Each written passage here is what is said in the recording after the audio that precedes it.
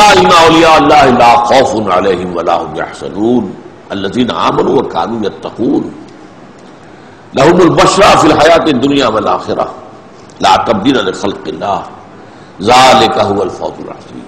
آگاہ ہو جاؤ، اللہ کے اولیاء، اللہ کے ولی جو ہیں ان کے لیے کوئی خوف نہیں ہے نہ کوئی حزن ہے.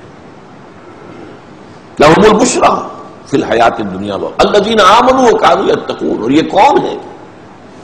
جو ایمان لائے اور پھر تقوی کی روش پر گامزن ہے. لهم البشرى فی الحیات الدنیا والآخرہ. ان کے لیے بشارتیں ہیں دنیا کی زندگی میں بھی اور آخرت میں بھی. لا تبدیل لخلق اللہ، یہ اللہ تعالیٰ کی تقدیر ہے، اس کی خلق کی ہے اسی اصول پر. ذالک هو الفوز العظیم. اور یہ مقام جس کو حاصل ہو گیا تو یہ بہت بڑی کامیابی. اب اس کا تجزیہ کیجیے، یعنی ولی کون ہے اس کو ڈیفائن کر دیا. الذین آمنوا وکانوا یتقون، وہ لوگ جو ایمان لائے اور انہوں نے تقوی کی روش اختیار کی.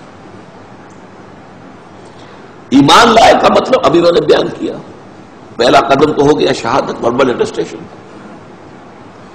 دوسرا قدم دل میں یقین پیدا ہو جانا. وَلَمَّا يَدْخُلِ الْإِيمَانُ فِي قُلُوبِكُمْ، بہت مرتبہ یہ آیت آئی ہے سورہ حجرات کی میرے بیان میں. ابھی تک ایمان تمہارے دلوں میں داخل نہیں ہوا. یہ بدو دعویٰ تو کر رہے ہیں لیکن یہ اسلام لائے ہیں، ایمان ابھی نہیں لائے. ایمان تو تب ہوگا جبکہ دل کے اندر یقین پیدا ہو. اور پھر اس سے بھی اگلا مرحلہ ہے، دل کے اس یقین کی انٹینسٹی اتنی ہو جائے کہ اتنا یقین ہو جیسے کہ اپنی آنکھوں سے کسی چیز کو دیکھ کر ہوتا ہے، جسے عین الیقین کہا جاتا ہے. یہ یقین کا درجہ، یہی احسان. گویا کہ میں اللہ کو دیکھ رہا ہوں، یا یہ یقین تو کم سے کم ہو جائے کہ اللہ مجھے دیکھ رہا ہے، میں اللہ تعالیٰ کی نگاہوں میں ہوں. تو یہ اس ایمان کے درجے ہوتے چلے جائیں گے، درجہ اول، درجہ دو، درجہ ثوم. اور اسی کا نام احسان ہے.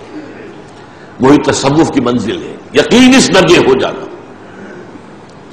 کہ گویا کہ انسان اللہ کو دیکھ رہا ہے. کم سے کم یہ استحضار رہے ہر وقت کہ اللہ کی نگاہوں میں ہوں. اسی طرح تقویٰ میں ہی مراحل ہے.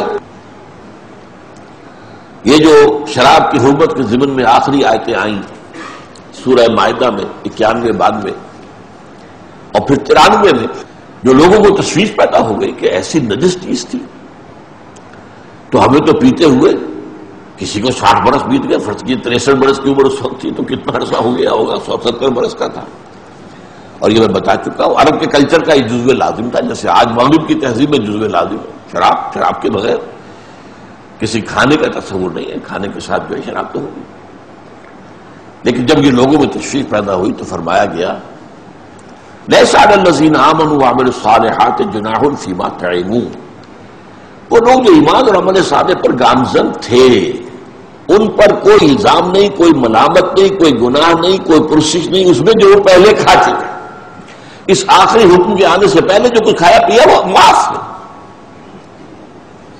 اذا واتقوا، جبکہ انہوں نے تقوی پر روش برقرار رکھی، وآمنوا وعملوا الصالحات، اور مزید ایمان لائے اور مزید عمل صالح کیے. ثم اتقوا وآمنوا، پھر اور تقوی میں بڑھے اور ایمان میں بڑھے. ثم اتقوا واحسنوا، پھر اور تقوی ہوا اور احسان کے درجے پر فائز ہو گئے. میں نے کیا بات بتانی چاہیے آپ کو؟ ایمان اور تقوی دونوں کے تین مراحل ہیں، 3 درجے. ایمان میں اقرار باللسان، پھر یقین قلبی، اور پھر یقین کی انٹینسٹی، اور تقوی ابتدائی، دوسرا، تیسرا.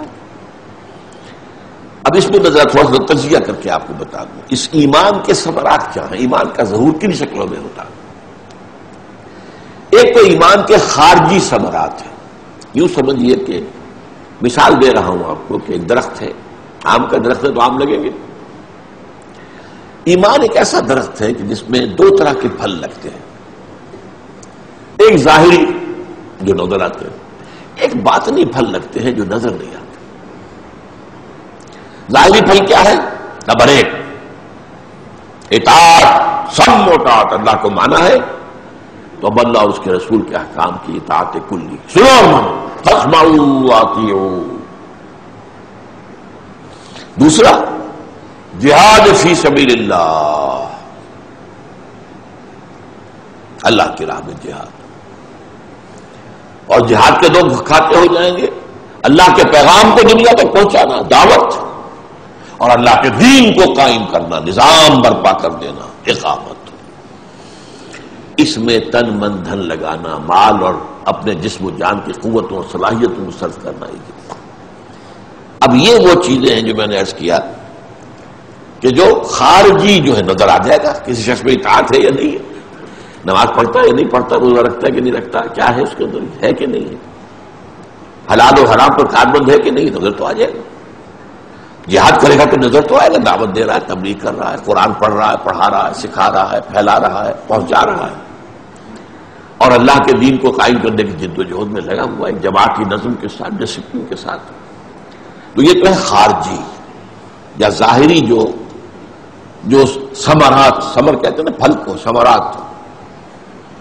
ایک خاص قسم کا آم آپ کو معلوم ہے جو آج موسم ہے آم کا، ثمر بہشت اس کا نام رکھا گیا ہے، بہشت کا گویا کہ پھل ہے، وہ بہت اونچی کوالٹی آموں کی ثمر بہشت ہے. چوسا جس کو کہ پھر اس کی خاص صورت ہے. بہرحال دوسرے باطنی ہے. باطنی میں سب سے پہلی چیز ہے تسلیم و رضا. جو اللہ کی طرف سے آئے قبول کرو بغیر کسی شکوے اور شکایت. ما اصاب من مصیبت الا باذن اللہ. جو چیز بھی مصیبت تم پر آئی ہے وہ اللہ کے اذن کے بغیر نہیں آئی ہے. اللہ نے سینکشن کیا، اوکے لیٹ اٹ ہیپن. کوئی ابو جہل کسی صحابی کو نہیں مار سکتا تھا اگر اللہ کی اجازت نہ ہوتی. کوئی ابو جہل سمیہ اور یاسر کو قتل نہیں کر سکتا تھا رضی اللہ تعالیٰ عنہما جب تک اس نے رب نہ ہوتا. اس نے رب نہ ہوتا تو ہاتھ ہی شل ہو جاتا، ہاتھ اٹھتا ہی نہ وہ گھوڑا مارنے کے لیے. اب جو اللہ کی طرف سے آئے اسے من جانب اللہ سمجھ کر صبر و استقامت اور ہر اللہ کی تقدیر پر راضی رہنا، راضی برضا. اس کے بڑے اونچے اونچے مقامات ہیں، وہ اس وقت بیان کرنے کا موقع نہیں. رضائے حق پہ راضی رہے، یہ ہر سے آرزو کیسا یوں ہو جائے. ارے تم کون ہوتے ہو؟ تم اللہ کو سجیسٹ کرنا چاہ رہے ہو کچھ؟ ہو رہی ہو رضائے حق پہ راضی رہے، یہ ہر سے آرزو کیسا. خدا خالق، خدا مالک، خدا کا حکم تو کیسا. ہو رہی ہو. یہ بڑا عارفانہ شعر ہے اکبر الہآبادی کا، اگرچہ وہ مشہور تو مزاحیہ شاعری کے لیے، لیکن ان کے بہت صوفیانہ اشعار بھی. رضائے حق پہ راضی رہے، یہ ہر سے آرزو کیسا. خدا خالق، خدا مالک، خدا کا حکم تو کیسا. تو یہ رضائے رب، راضی برضائے رب، تسلیم و رضا. ہم بھی تسلیم کی خو ڈالیں گے، بے نیازی تیری عادت ہی صحیح ہے. اللہ ٹھیک ہے، سر تسلیم خم ہے، جو مزاج یار میں آئے ہم حاضر ہیں، جو تیرا جو بھی فیصلہ ہے دل سے قبول ہے. اسی کا ایک حصہ تفویض الامر، اپنے معاملے کو اللہ کے حوالے کر دینا. یہ بھی ایک ذہنی کیفیت ہے، اندر کی نفسیاتی کیفیت. تفویض الامر الی اللہ وافوض الامر الی اللہ ان اللہ بصیر بالعباد. میں کاہے کو چنتا کروں، کاہے کو تشویش میں مبتلا ہو جاؤں، کاہے کو؟ میرا رب جانتا ہے میری ضرورت کیا ہے. میں دعا بھی کیا کروں وہ تو جانتا ہے. میں نے باہر آپ کو بتایا ہے، ایک مقام پر آ کر ایمان کے درجے میں دعا ختم ہو جاتی ہے. دعا رہ جاتی ہے صرف اے اللہ ہدایت میں اور اضافہ کر، اے اللہ علم میں اور اضافہ فرما، رب زدنی علما، اے اللہ استقامت عطا فرما. دعا ہی رہ جائے.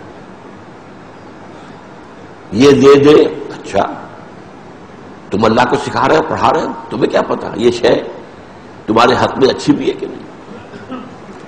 آسان تکرہوا شیئا وہو خیر لکم، وہ آسان تحبوا شیئا وہو شر لکم واللہ یعلم وانتم لا تعلمون. ہو سکتا ہے تم کسی چیز کو ناپسند کرو، حالانکہ اسی میں تمہارا خیر ہو، تمہیں کیا پتا، اور کسی چیز کو پسند کرو اور اس میں تمہارے لیے شر ہو۔ اللہ جانتا ہے، تم نہیں جانتے، حوالے کرو نا بھائی، اللہ جو تیرا فیصلہ۔ یہ بات نہیں سمجھ آتے ایمان۔ اسی لیے ایک شعر ہے بہت پیارا، کار ساز ماں بے فکر کار ماں، میرا کار ساز خود میرے معاملے کی فکر کر رہا ہے۔ ہم پڑھ چکے پچھلی حدیث میں، جب میرا بندہ اپنے کسی بھائی کے کام میں لگا ہو میں اس کے کام میں لگ جاتا ہوں، پڑھ چکے کہ نہیں؟ آپ اللہ کے کام میں لگ جائیے، اللہ آپ کا کام پورا کرے گا۔ آپ تلمنگ میں لگا دیجیے اللہ کے دین کے لیے، He will take care of all your affairs۔ کار ساز ماں بے فکر کار ماں، فکر ماں در کار ماں آزار ماں۔ جب میں اپنے معاملات میں خود غور فکر کا نتیجہ نکالتا ہوں تو وہ الٹا پڑتا ہے، آزار ہو جاتا ہے، میرے لیے باعث سے تکلیف ہو جاتا ہے، تو کیوں نہ اس کے حوالے کر دوں۔ وَفَوِّضُ أَمْرِي إِلَى اللَّهِ إِنَّ اللَّهَ بَصِيرٌ بِالْعِبَادِ۔ اسی بات کی ثمرات میں سے توکل علی اللہ،